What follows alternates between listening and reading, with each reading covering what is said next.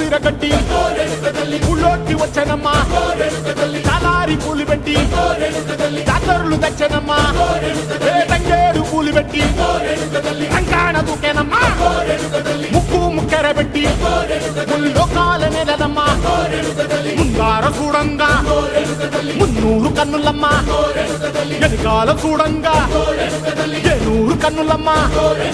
సాధు శిస్తులంతా సాగిల పడ్డరమ్మా మహారాజు రాజులంతా